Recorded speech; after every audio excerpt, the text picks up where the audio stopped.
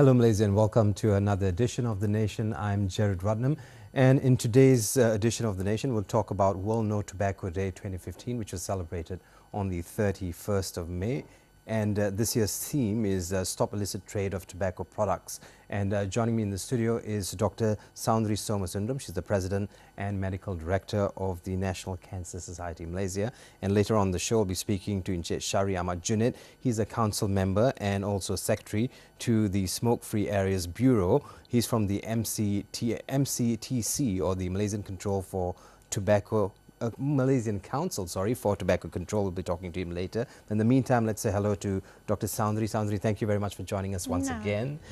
You were here. It's a pleasure. Yes, it's a pleasure to be here. Always. You were here a couple of weeks ago, isn't it? Talking about a petition of some sort. Yes, we were. And what's happening on that end? How's the petition coming along? The petition's going okay.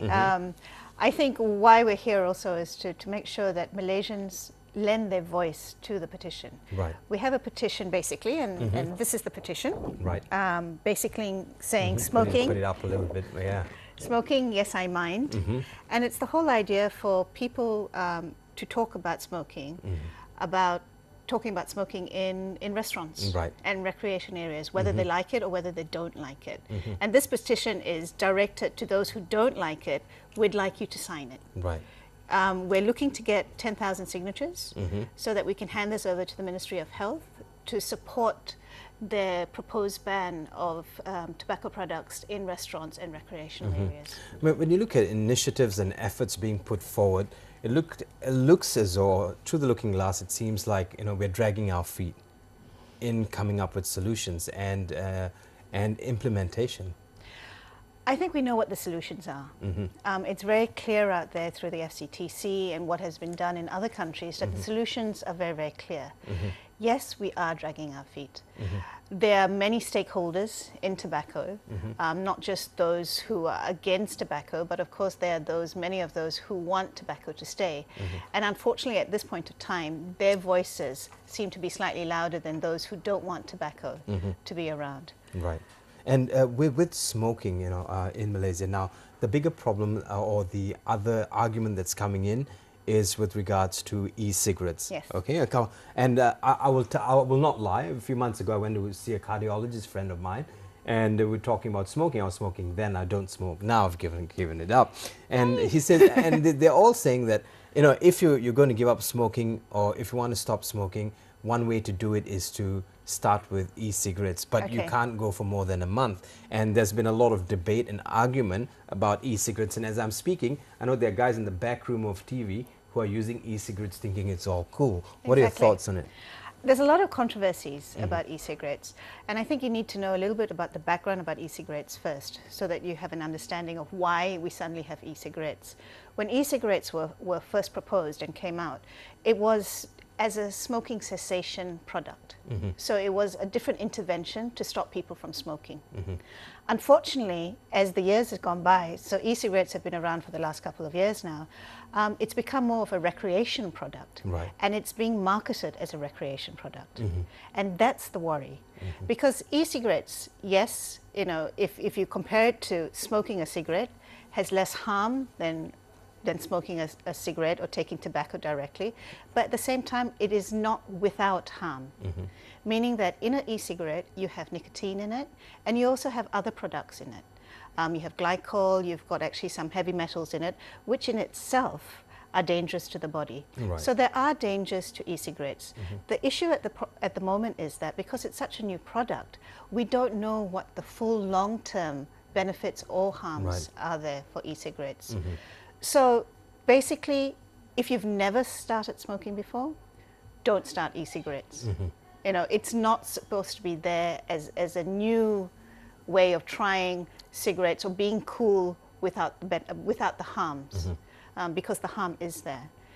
If you've smoked or are smoking and you're trying to quit smoking, I would still say try those which are already been regulated, where we know that what the benefits are, we know how long it takes for smoking cessation, so we understand the product a lot more. So there are a lot of other products out there which have been there for many years which work. Right, so e-cigarettes, I mean, you need to help me here with, e-cigarettes and vape machines, what's the difference? It's the same. It's the same. It's first started out as being known as e-cigarettes. Now they're calling it vape machines. Right. It's just marketing at the end of the day, so that people don't think that it's a cigarette, because there's negative connotations to a cigarette.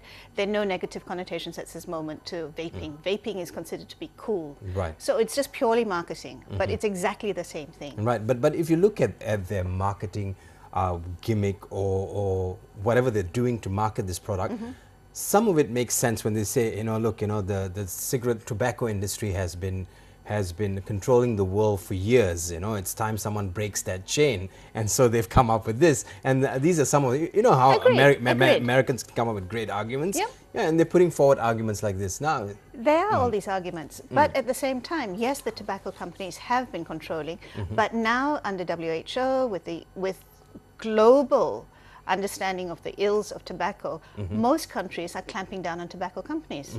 So what I'm saying is that you don't need another product out there to take the place of the tobacco companies at the end of the day. We want it to be a clear space. Right. We don't want other products to come in and say, yes, we're better than tobacco, but hold on, you know, there are some harms to it as well.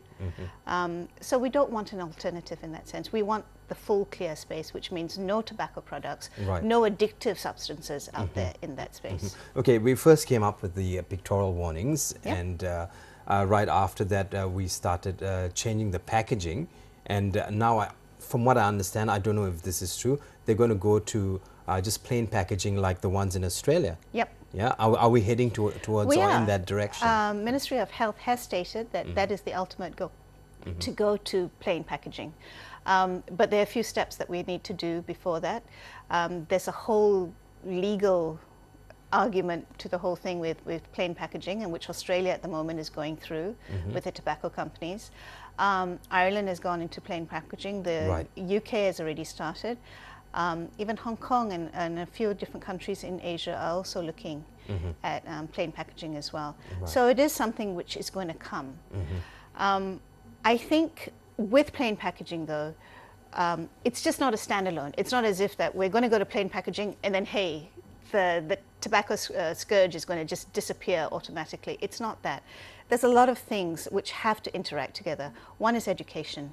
It's changing perception, the beliefs about tobacco, making people understand that, yes, it is not just a health issue, it's an economic issue, it's also a social issue.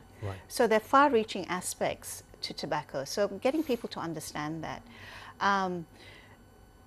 Getting people to by changing perception, then we can get people first not to start smoking. I think that's very, very important, is to limit the number of people who are exposed to cigarettes, to the sale of cigarettes, to the advertising of cigarettes. So all that works together. Getting young people to understand the ills of cigarette so that they don't start smoking is integral to the whole thing. Because at the end of the day, if you look at who our smokers are and you talk to everyday smokers today, 50% of them started below the age of 18. Right. I started smoking at the age of 13. Exactly. And this was in school. You picked all these bad habits up in school. Statistics have shown that 12% of our smokers start below the age of 15. Between the ages of 15 and 17, 35% start smoking. 35% between the ages of 15 and 17. And after that, it's 20-something%. So the average age for initiation is 17.2. So our young people are smoking, and we need to change that. Because if you start smoking young, the likelihood is that you're going to continue smoking. And once you start smoking and you are a smoker per se, even though smokers have shown that or have expressed that they want to stop smoking, and over 50% have expressed that they want to stop smoking, quit rates are less than 10%. And that's because of nicotine. It's because of the addictive nature of a cigarette. So even if you want to quit, it's not that easy to quit. So it's very, very important to stop people from starting in the first place. You know, when you talk about quitting cigarettes, especially with kids, it's harder. With adults, once you understand the cycle of addiction, you're kind of you get on top of the game. It's a sort of a game. A friend of mine, gave it up. And he says, once you understand how addiction works, it'll click in your mind. It is. And can you explain this further? It's a psychological thing, because at the end of the day, why do you keep smoking when you don't want to? It's because of addiction. It's pure addiction. When you inhale a cigarette, within 10 seconds, nicotine changes the neurotransmitters in your brain. You have a sense of well-being. It increases your dopamine levels, it increases your adrenaline levels, and so it's like slightly hyperglucose state. So it's that feeling of well-being. So for a person who takes a cigarette, that feeling of well-being is there from the point when they pick up the cigarette. Right. It's no longer just changing of neurotransmitters, but it's the whole perception of having a cigarette, seeing your cigarette packet there, etc., etc. So if you understand the psychology of all that, it's easier to break it. It's easier to understand that, yes, okay, I'm going to stop smoking, and you put your mind and body and soul behind it, and you realize that, yes, it's going to impact on you for the first 72 hours. When the nicotine starts decreasing, and after 72 hours there's no more nicotine there, you're going to have the cravings, etc. You can work out ways to cope with it. You can work out ways to stop thinking about the cigarette, or to decrease the stress which comes with the cravings, etc., etc. So there are modalities out there to stop smoking. Right. But yes, you need the strength. You need to understand that you need to break that cycle. So some years ago, we started this initiative of smoking cessation clinics all around the country. And from what I understand, people who've gone in there have only come out with good comments about this. Most of them have given up smoking. Now, do they work with NGOs like the National Cancer Society of Malaysia? Do they work with you in order to get information? Yes, they do. They do. The National Cancer Society is starting actually its own quit smoking cessation. Its own cessation program. Right. We have information available. We have counselling available. We have a dietitian available to talk to you, because a lot of smokers say we don't want to stop smoking because I get cravings, I put on weight, etc., etc. So we do have support services available there for people who want to stop smoking. Right. Now the bigger problem is something we're going to delve into deeper when we speak to Encik Shari, is illicit tobacco. Yep. Now you go into you go to shops or little sundry shops in small towns like where I come from in Negeri Sembilan. I went to a shop the other day and I saw people buying cigarettes from under a counter, so I didn't understand what was happening. They were not taking it from the display. And they come in funny brands. They've got football brand, they've got, just funny brands that just go for 3 ringgit. And apparently this is becoming a big problem. And when they say stop illicit trade of tobacco products, how do you come in as a Cancer Society of Malaysia?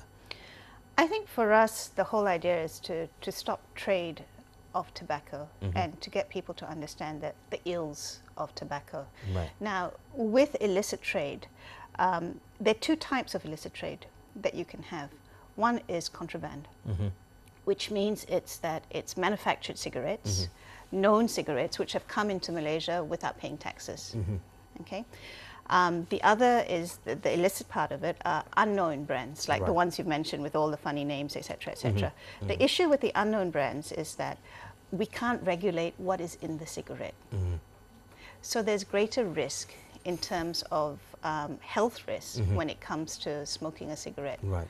So it's to highlight that, it's to educate people, don't smoke illicit tobacco. Well, we'll take a short break, and when we come back we'll find out more about the National Cancer Society of Malaysia and what they're doing in this fight against cigarettes and to stop the spread of tobacco, the use of tobacco in Malaysia. They're going all out to make sure this happens. You need to help them do it. They're looking for signatures. We'll come back and find out how you can be a part of this campaign. Stay with us right here at The Nation. I'm Jared Rodnam.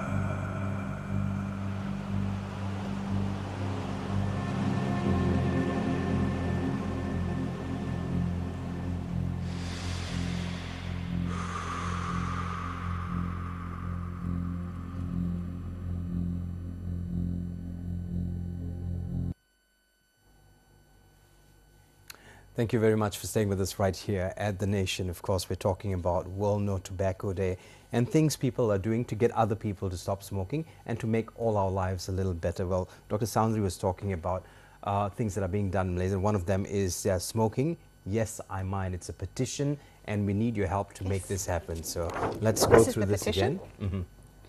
So basically it's a petition in support of the government's Ministry of Health's move to ban cigarette smoking or tobacco products in restaurants and in recreational areas. Now, at the moment, most open air, well, all open air restaurants, you can smoke. And in some air-conditioned restaurants as well, smoking is permitted. From the GATT survey, which is the Global Adult Tobacco Survey, which was done in 2011, it showed that 7 out of 10 people who visit restaurants are exposed to tobacco smoke. 7 out of 10. So that's a huge number of people who are exposed to tobacco smoke. And when you look at coffee shops, it goes up to 83%. And then when you actually question them about who wants this ban to be in place, over 85% of the respondents stated they would prefer to eat in a non-smoking restaurant. So this petition really is for you to state your view. It's for you to actually endorse saying that, yes, I don't want to be able to smell tobacco smoke or have someone smoking next to me when I eat my dinner. The petition is on our website, on the National Cancer Society website, which is www.cancer.org.my. You can tweet it as well. It's smoke-free, breathe easy. If you want a hard copy so that you can go out and get signatures as well, we're very happy for you to do that, and we can email it to you, or you can download it from our website and then send it to us. A great place to have this would be to get some hard copies and send them to gyms. Oh, that would be great. Yes. I'm going to take a few from you and put it in a couple of gyms I know. And I'm sure, you know, with something like this, with people or the public behind this, this will work. But here's the other thing. You know, other countries, let's just say Singapore, and I'm just guessing that they've moved leaps and bounds ahead of us. Yes, they are. And we're still dragging our feet. Now, let's go back and talk about education for a while. Now, if we were to make this interesting for kids to understand it or to sink the message in their heads that smoking is bad, how can we do it? We've tried everything. We've tried, you know, scary, what do you call it? PSAs. We've tried getting people who are suffering from lung cancer to come talk about it. No. True, but it does work. At the end of the way, it does work. And what you've seen in Singapore and what you've seen in different countries is that the number of smokers have dropped. Right. In Australia, you can't smoke in pubs. You know, you need to go out into the freezing cold to have a cigarette. And a lot of people are giving up because of that. And it's not that you just stand at the door like what we do here at our shopping centres. As you're walking in, you'll see all the smokers there. You have to have 4 to 5 meters of free space before you can smoke. And that's what is important. With education, though, is that you have to make cigarettes less accessible. Because people can have, you know, kids can have as much education, but when they walk out of school and you can buy a cigarette out just outside the door of your school, it's difficult. It's difficult to not say yes when you think that it's going to help you become more, what's the word for it? Sorry. Peer pressure. Peer pressure, right. You know, that you're more cool with your friends. And studies which have been done in Malaysia have shown that girls start smoking because they feel that boys get attracted to them more. Right. And they belong to a group if you're smoking. And you're cool. You know, you're not the norm. Right. So it's important to one, educate that that's not true, and 2 as well is to make cigarettes less accessible. Right. So by making cigarettes less accessible, meaning that you can't buy the kiddie packs anymore, you can't buy the single cigarettes, which you still can, even though it's banned in Malaysia. It's banned in Malaysia. You can still go to any shop and buy it for RM1 a stick. Exactly. And the other thing as well is that you have to make cigarettes more expensive. Because a pack of cigarettes now at, what, 12 ringgit or 14 ringgit, right. A group of kids can get together and buy a pack, and you can share the pack between yourselves. So it has to be much, much higher. In Singapore, it's much, much higher.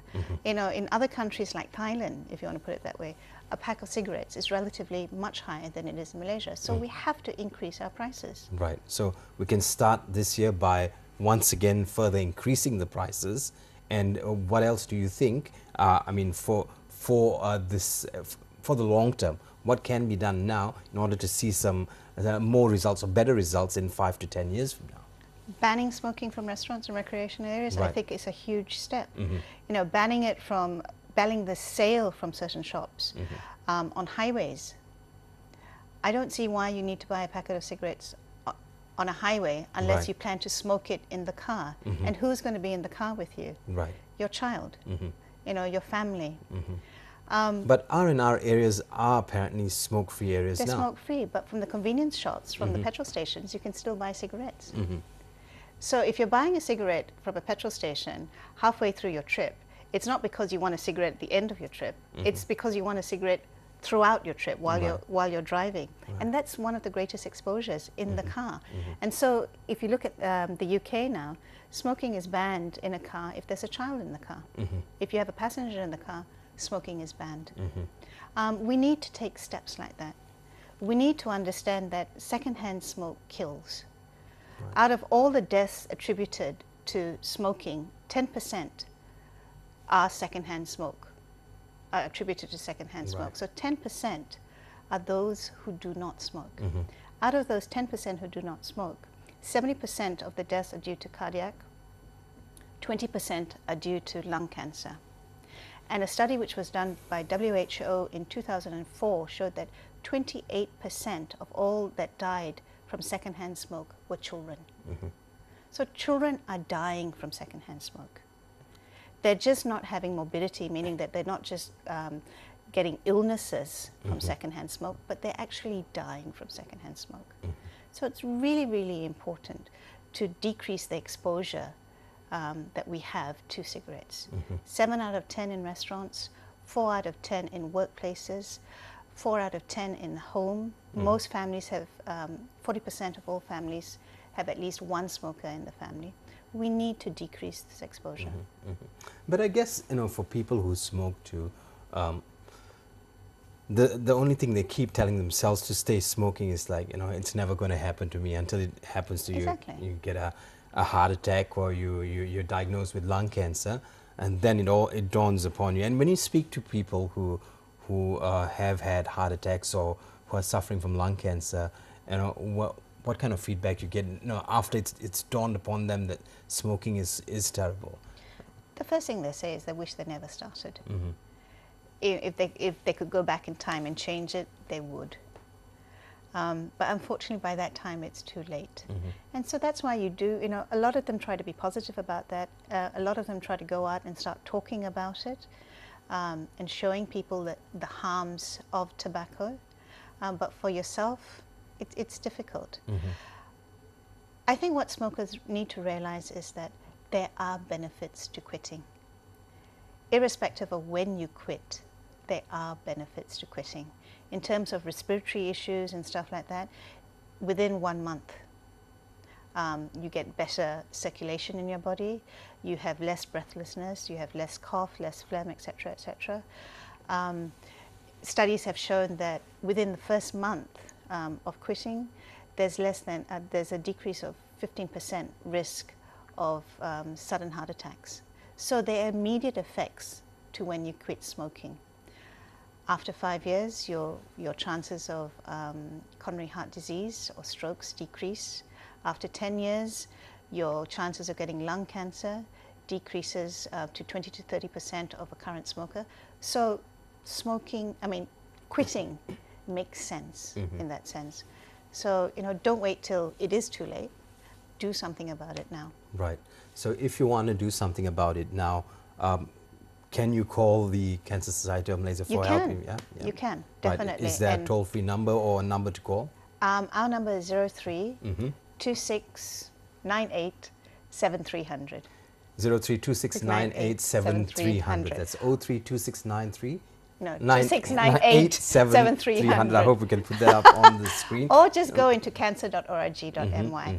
But in actual fact, there's so many sites on the internet which help you quit smoking. Right. You know, and you can call the quit line. You can call the Malaysian MOH. So quit line. there's a lot of help out there. Of course, if you're watching this and saying, yeah, another show on no tobacco and giving up smoking and life's going to continue. Seriously, I've been there, I've seen it, and you don't want for that to happen to you. Before I let you go, your message to Malaysia with regards to what do you call it? Giving up smoking, and World No Tobacco Day, which is celebrated on the 31st. We need to make our voice heard. For those who want tobacco to be past tense and not a present tense in Malaysia, we need to realize that our voice matters. The government, the Ministry of Health, needs us to show that we don't want tobacco to be in our workplace, in our restaurants, in our homes, in our society. Right. So please, sign the petition or write to MOH. MOH actually has a survey on as well on their website. So you can go to www.moh.gov.my and write to them. Give them feedback about how you feel about tobacco. Right. And the more people who speak up, the more change can happen. Right. Well, on that note, we'd like to thank Dr. Soundri from the National Cancer Society of Malaysia for joining us. I'd like to dedicate this show to someone I know who used to smoke 3 packs a day. He's given up, and at the age of 45, he cycles 120 kilometers 3 times a week. That's amazing. This show goes out to Kenneth Joseph Lewis if he's watching. Well, on the note, thank you very much, Dr. Soundri. We hope to have you come back and give us some good news about the petition. Don't forget that it's hashtag smoke free, breathe easy. And all you need to do is go to the National Cancer Society of Malaysia's website, and you'll get all the information you need as to how you can be a part of this campaign, a petition which needs signatures. They need you and me behind it. Of course, I'm going to get a couple of copies of you to put it in gyms of friends of mine to get some signatures to get this moving as soon as possible. Stay with us right here. The Nation will come back, and when we come back, we'll be speaking to Encik Shari Ahmad Junid from the MCTC. Thanks. Thank you.